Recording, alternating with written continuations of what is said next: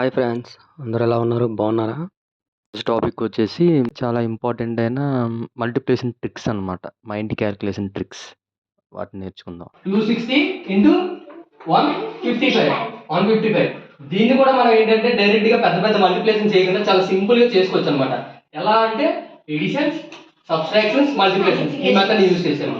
చాలా సింపుల్గా చూడండి, ఇక్కడ 155 ఉంది కదా, దాన్ని మనం ఎలా రాసుకుంటాం చూడండి. 100 + 50 + 5 ఈ 3 మనం చేస్తే మనం చేయగలం అనమాట. సో ఇక్కడ చూడండి 260 ఇంటూ 100 ఎంత వస్తుంది?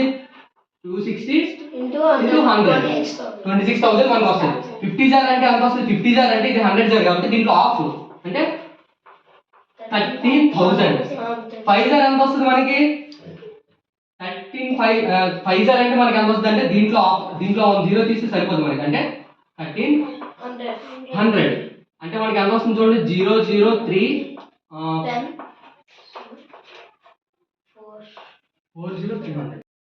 తీసుకుందాం. ఇక్కడ 160 ఇంటూ 25 చేస్తున్నాం. ఇక్కడ 25 మనం 20 + 5 కింద మనం కన్వర్ట్ చేసుకుంటాం. ఇక్కడ 162 జార్ ఎంత? 32. ఓకేనా? 5 జార్ చూసుకున్నాం అనుకో. ఫర్ ఎగ్జాంపుల్ మనకి 16 టేబుల్ అనుకోండి. 16 టేబుల్ 16 1 జార్ 16, 16 10 జార్ 160. 5 జార్ మనకి ఎంత వస్తుంది? 80 అంటే 800. సో ఇది ఎంత వస్తుంది మనకి? 4000. ఈజీ. ఇది ఏంటి, మనం ఈ ప్రాసెస్ లో చేస్తాం. దీన్ని అనదర్ ప్రాసెస్ లో కూడా చేసుకోవచ్చు. అది కూడా అదే చేయాలో చెప్తాను చూడండి. 160 ఇంటూ 25 దాకా వచ్చింది. దీనిని మనం డివిజన్ ప్రాసెస్ లో కూడా చెక్ చేయొచ్చు.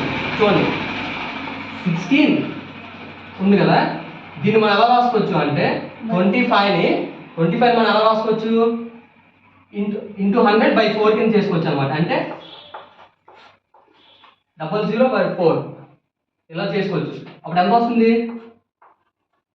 4 1 జార్ 4 4 జార్ 16 కాబట్టి 4000. ఈ ప్రాసెస్ అర్థమైందా మనకి? ఇక్కడ ఈ 25 ఉంది కదా, 25 మనం ఎలా రాసుకోవచ్చు? 25 ఇంటూ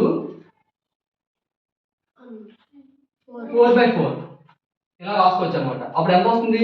25 4 జార్ 100 100/4.